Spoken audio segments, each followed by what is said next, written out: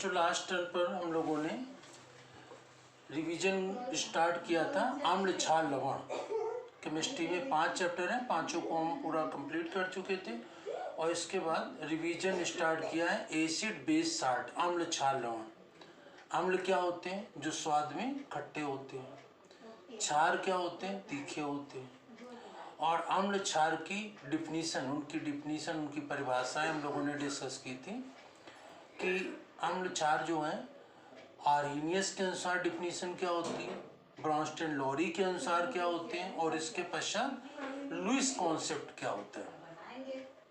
और इसके पश्चात लास्ट टर्न पर जो उदासीनीकरण क्या होता है, हाइड्रोजन गैस का निर्माण कैसे होता है, इसको हम लोगों ने डिस्कस किया था। और इसी के बाद डिस्कस किया था पीएच स्केल, पीएच मूल्य। तो लास्ट टाइम बताया था जो पीएच स्केल होता है, पीएच मूल्य होता है, पीएच मान। तो ये पीएच मान क्या होता है, पीएच स्केल क्या होता है? पीएच स्केल के द्वारा, पीएच पैमाने के द्वारा अम्ल और क्षार की क्षारीयता और अम्लीयता ज्ञात करते हैं। पीएच स्केल के बारे में सब किसने बताया? इसमें सोरेनसन ने बताया था। पीएच स्केल के बारे में सोरेनसन नामक वैज्ञानिक ने बताया था। और वहां पर पीएच का उनकी अपनी लैंग्वेज में क्या नाम है पीएच का? पोइसेंस डी हाइड्रोजन, जिसको इंग्लिश में हम लोग कहते हैं कंसंट्रेशन ऑफ हाइड्रोजन आयन। तो ये हम लोगों ने लास्ट टर्म पर डिस्कस कर लिया था। पीएच 7 है तो सोल्यूशन या विलयन उदासीन होता है। पीएच 7 से कम है तो अम्लीय होता है और 7 से अधिक होता है तो वो क्षारीय या बेस होता है। तो इस प्रकार से जो पीएच होता है, पीएच स्केल, तो पीएच स्केल में पीएच 7 है तो उदासीन, 7 से कम है तो वो एसिड होता है और 7 से अधिक है तो वो बेस होता है। पीएच के न्यूमेरिकल भी लगाने को आते हैं। तो पीएच की डिफिनीशन इससे भी दी जा सकती है ना, फार्मूला है। ये फार्मूला भी आपको याद रखना है।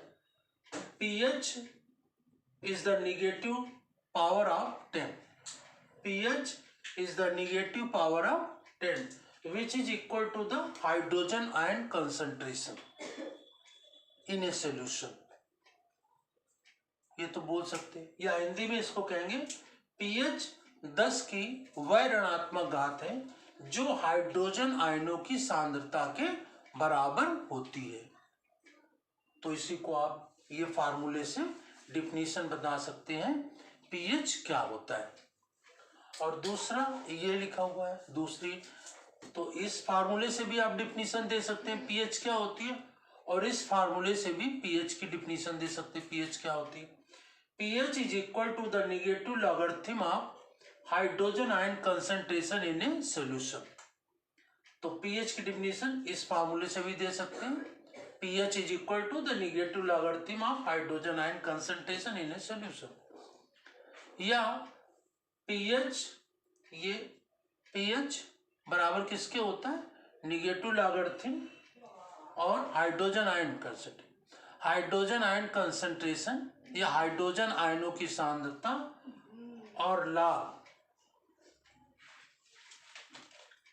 के ऋणात्मक मान बराबर होता है पीएच के।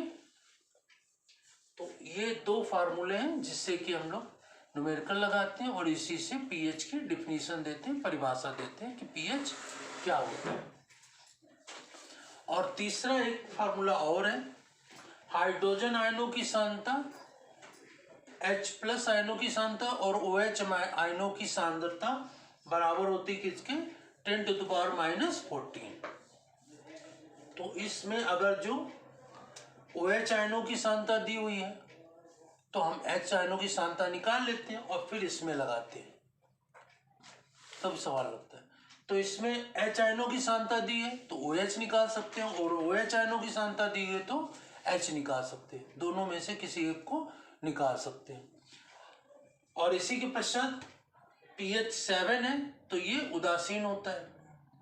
अब pH, अब जैसे जैसे pH ये 7 से 0 की तरफ बढ़ेंगे, pH से 0 की तरफ बढ़ेंगे तो उसकी क्या होगी, एसिडिटी बढ़ती जाएगी।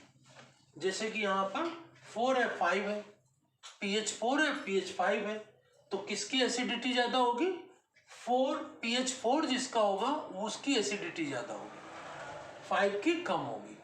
क्योंकि जैसे जैसे 7 से इधर की तरफ बढ़ेंगे 0 की तरफ तो वैसे वैसे उसकी एसिडिटी बढ़ती जाती है। जैसे कि pH 1 है तो एसिडिटी बहुत ज़्यादा होगी, pH 2 है तो एसिडिटी कम हो गई, pH 3 है तो एसिडिटी और कम हो गई, pH 4 है तो एसिडिटी और कम हो गई, pH 5 है तो एसिडिटी और कम हो गई, pH 6 है तो एसिडिटी और कम हो गई। तो इस प्रकार से 0 से 7 की तरफ जितना बढ़ते जाएंगे एसिडिटी उतनी ही कम होती जाएगी, और 7 से 0 तक बढ़ेंगे तो एसिडिटी बढ़ती जाएगी। तो इस प्रकार से 7 से 0 की तरफ बढ़ने पर एसिडिटी बढ़ती और 0 से 7 की तरफ बढ़ने पर एसिडिटी घटती।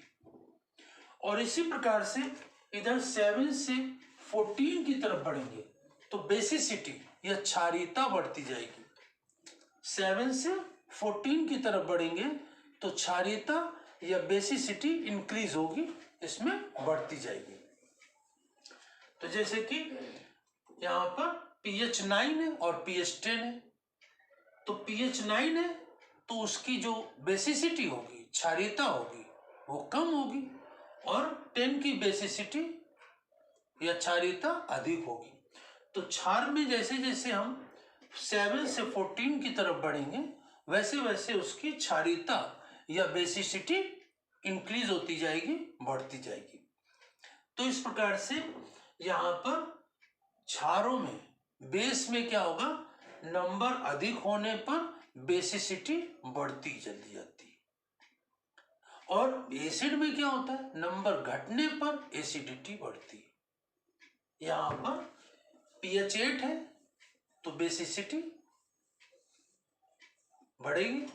अब यहाँ पर जैसे 14 है तो 14 की बेसिसिटी सबसे ज्यादा होगी, 13 pH 13 है तो उसकी बेसिसिटी कम होगी, pH 12 है तो इसकी बेसिसिटी और कम होगी, pH 11 हो गया तो इसकी बेसिसिटी और कम होगी या क्षारीयता कम होगी, pH 10 है तो और कम होगी, बेसिसिटी 9 है pH तो इसकी बेसिसिटी और कम हो जाएगी, 8 आ गया तो बेसिसिटी और कम होती जाएगी। तो इस प्रकार से 14 की से 7 की तरफ बढ़ेंगे तो बेसिसिटी डिक्रीज होगी अर्थात घटती जाएगी, और 7 से 14 की तरफ चलेंगे तो बेसिसिटी या क्षारीयता बढ़ती चली जाएगी। तो इस प्रकार से pH क्या होता है इसको डिफाइन करेंगे आप लोग कि pH क्या होता है। pH is equal to the negative logarithm of hydrogen ion concentration, या इससे pH 10 की वह ऋणात्मक घात है जो हाइड्रोजन आयनों की सांद्रता के बराबर होती है।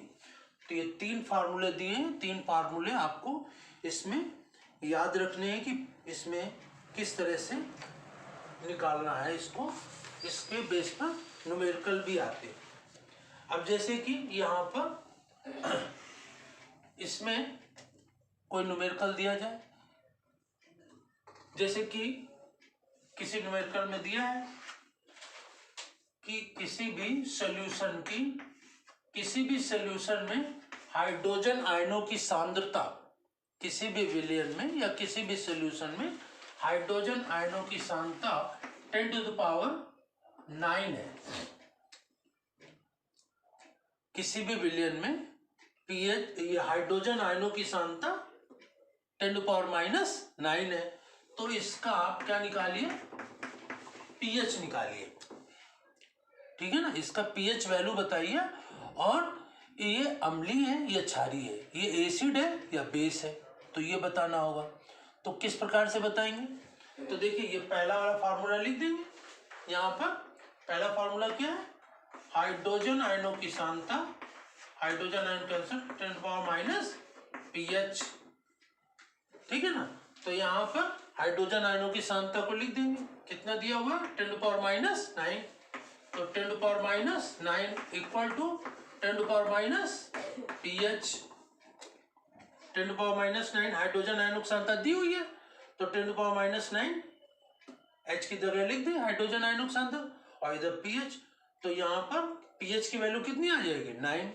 तो यहाँ पर pH इक्वल टू 9 हो जाएगा, और pH इक्वल टू 9 है तो 9 क्या होगा विलयन क्षारीय होगा, बेस होगा, ठीक है ना। तो इस प्रकार से इन फार्मूलों के द्वारा हम कोई न्यूमेरिकल इसमें जो आएंगे वो लगा सकते हैं। तो pH की वैल्यू कितनी होगी 9 होगी, और विलयन इसी के अकॉर्डिंग आप बताएंगे। अगर 7 से कम है तो वो एसिड होगा, 7 से ज़्यादा है तो वो बेस होगा। अब यहाँ पर pH वैल्यू 9 आ रही है तो विलयन कैसा होगा क्षारीय होगा या बेस होगा। तो इस प्रकार से pH वैल्यू क्या होती है, pH वैल्यू pH स्केल की, pH की स्केल की डिफिनीशन क्या होती है, परिभाषा क्या होती है, और pH की जो स्ट्रेंथ है, उसकी ताकत है, उसकी शक्ति है, वो किधर से किधर की ओर मूव करने पर बढ़ती है या घटती है, और इसके न्यूमेरिकल कैसे सॉल्व करते हैं। और किसी भी विलयन की pH के अकॉर्डिंग पूछा जाए कि वो बेस है या एसिड है, तो आपको याद रखना होगा कि 7 से कम है तो एसिड है, और 7 से ज़्यादा है तो बेस है।